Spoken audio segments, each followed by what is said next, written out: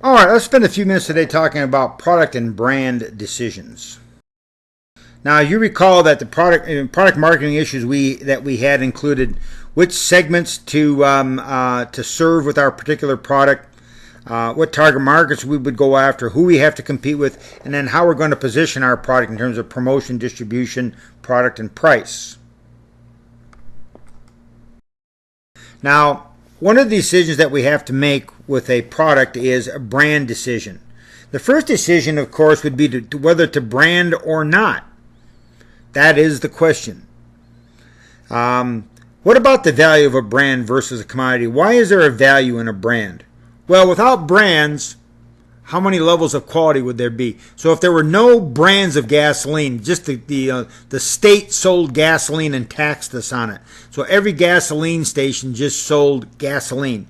Well, how many levels of quality of gasoline would there be? The answer, of course, is 1, the minimum acceptable level.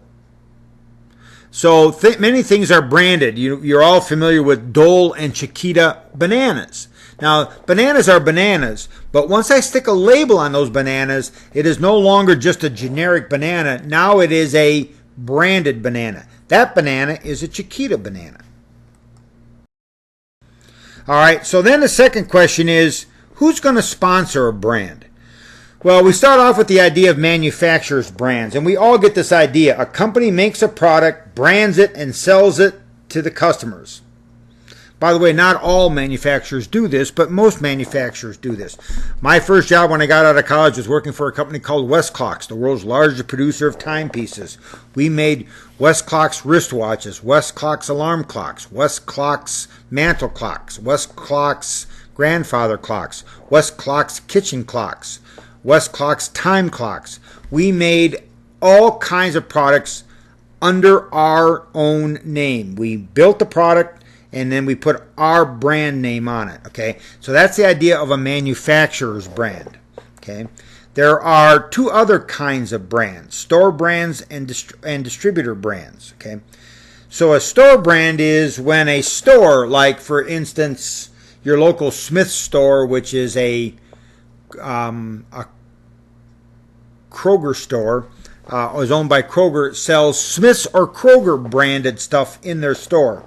These are called store brands. Now, at the end of the day, Smith's doesn't make any of those brands. They get someone else to manufacture those brands under the Smith's name. So these are called store brands. Some manufacturers only make store and distributor brands. Okay, and so the same thing happens at a store. If you go to Macy's, one of Macy's brands is called the Club Room. And so if you buy a product that's a men's shirt that's called a Club Room, well, that's a store brand.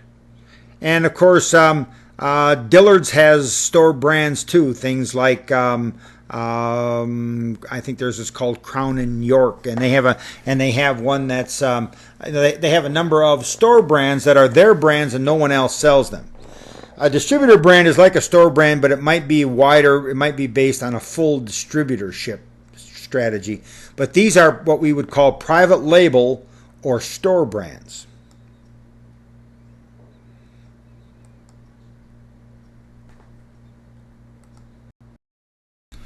Now, I think we talked about this in a previous slide, so I'm going to skip this. This is the idea of the kinds of core product decisions that have to be made before you can decide on the branding. But we covered this in a previous lecture. Okay, so store and distributor brands. All right. So, what are the benefits for a store to have its own brands, or a distributor or store to have its own brands? Well, the benefit is that you have a competitive advantage in differentiation.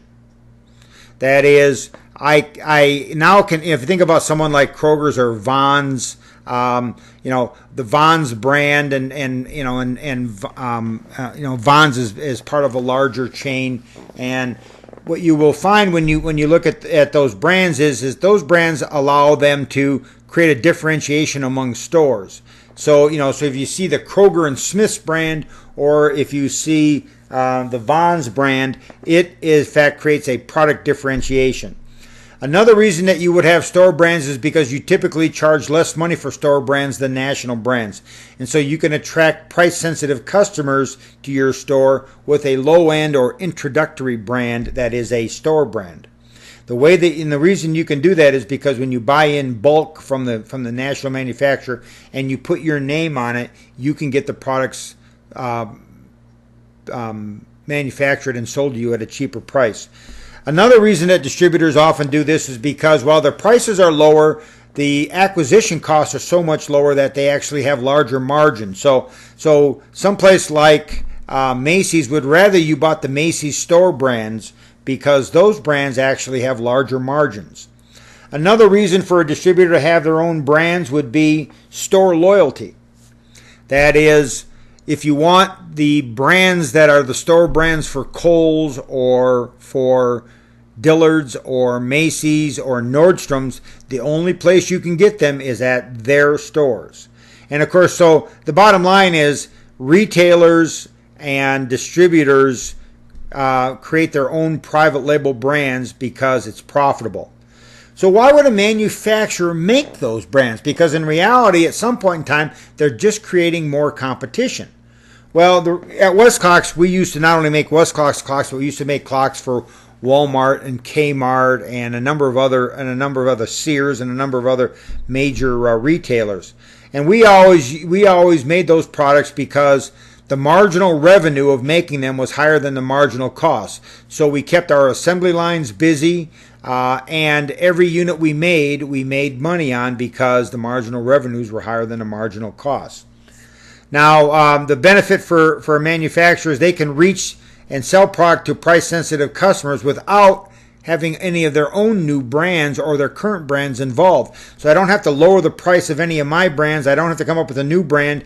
I just go ahead and sell them to a distributor, and they then sell that product. Another manufacturer logic behind why manufacturers do this is they say, if I don't, someone else will. So you can say that I'm creating new competition, but at least I'm getting some of the profits from that competition. Another reason a manufacturer might do this is for economies of scale. Many of the clocks that we made at Westclox were made out of plastic. Plastic lines need to be run all the time. If you're making plastic parts, those need to run 24 hours a day, 7 days a week, because there's great efficiency in not having the molds cool down and heat back up. So there is a great economy of scale, and so distributor brands help create that economy of scale. So why do distributors do it? Well, there's profits in it. Why do manufacturers do it? There's profits in it. So in many cases, this turns out to be a win-win situation. Now, your book then talked about a number of different branding strategies, and they use a little bit of different terminology than I typically do, so I want to show you how these terminologies match up. One is called a multi-product branding strategy that most of us would refer to as a family branding strategy. This is where we have one brand for all of our products. Toro lawnmowers, Honda products. Honda makes motorcycles, outboard motors, automobiles, a number of different items. This is called a family branding strategy. The opposite of that is called a multi-branding strategy, or what we always refer to in the business as a individual branding strategy. Procter & Gamble is pretty good at this. So even if you think of something like dish soap, Procter & Gamble has 3 different products in that category.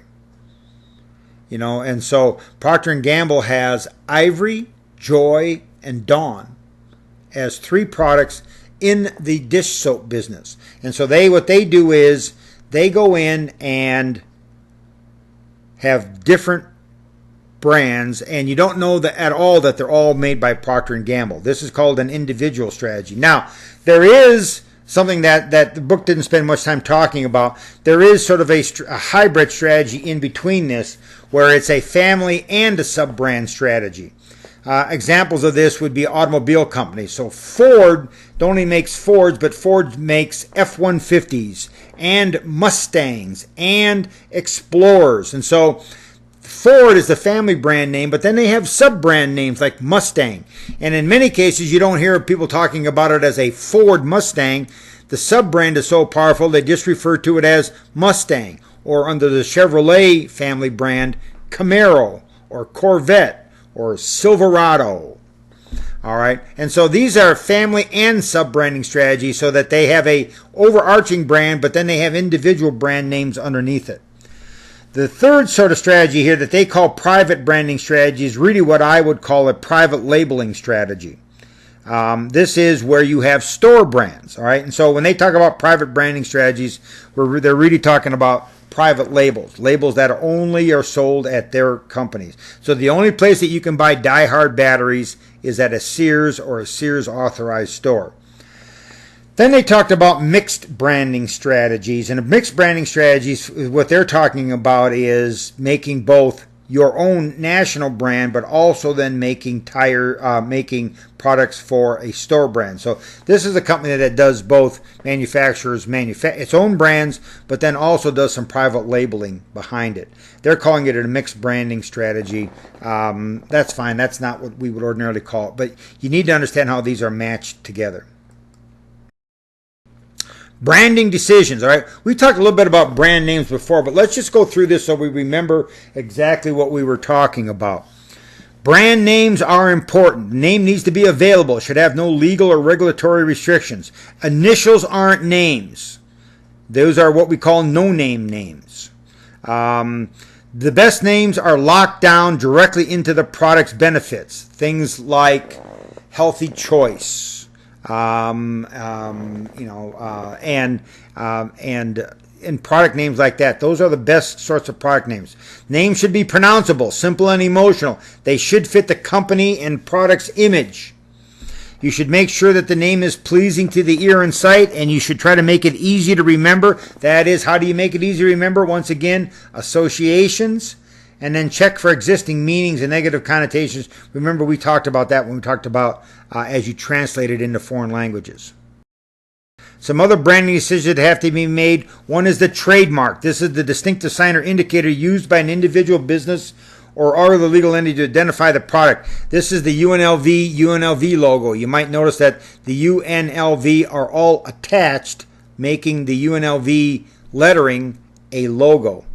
Trade dress includes both the legal term and all of the other artwork associated with it, including colors. For instance, what are McDonald's colors? Well, it's brown and gold, right? It's the golden arches. So things like the golden arches, the way that the McDonald's restaurants looks, their color scheme is all part of their trade dress. Then we have something that's called a brand mark. All right, and this is the part of the brand that can't actually be said, but it's typically a symbol or a character or even a sound, like the little Intel sound, that provides visual or auditory recognition for the product. What about jingles and slogans? Once again, people have great ears for memory. And so many of the brands that have good jingles and slogans are ones that you'll remember. So branding decisions under packaging, things about branding decisions under packaging that need to be important is protection level. You'll notice now that almost every product has a safety seal on it, and they might also have shelf life dates on it. Best by or expires on this date. Packaging decisions also have to be environmentally sensitive. You might do packaging that helps reduce costs. That is, come up with the least expensive way to create environmentally sensitive packaging. But then packaging also has promotional value.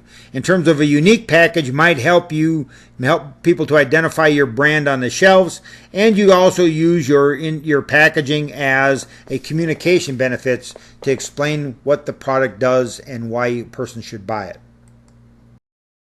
Now, last thing I want to talk about is something called brand equity. Your book uses this pyramid model of brand equity, and I think it's fine. It talks about brand awareness, brand performance, brand imagery, consumer feelings, consumer judgments, and consumer-based connections. Most of us, David Acker's approach to brand equity.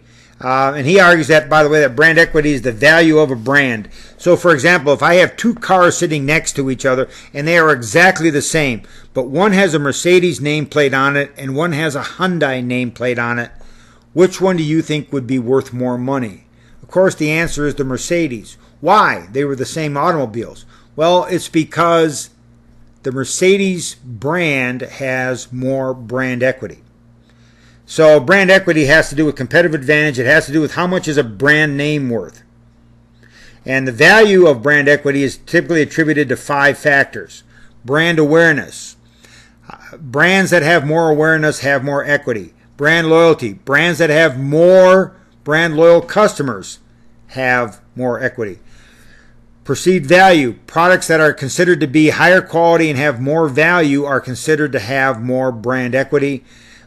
Brands that have more positive associations have more brand equity, and those that are associated with other positive assets also have more brand equity. So the idea of how do I build brand equity? I build brand equity by building awareness, by increasing brand loyalty, by making sure that I have good quality products that are perceived as high value, by associating my brand with other positive aspects, and by building other assets around it. Like, for instance, in the automobile business, a high-quality dealership network.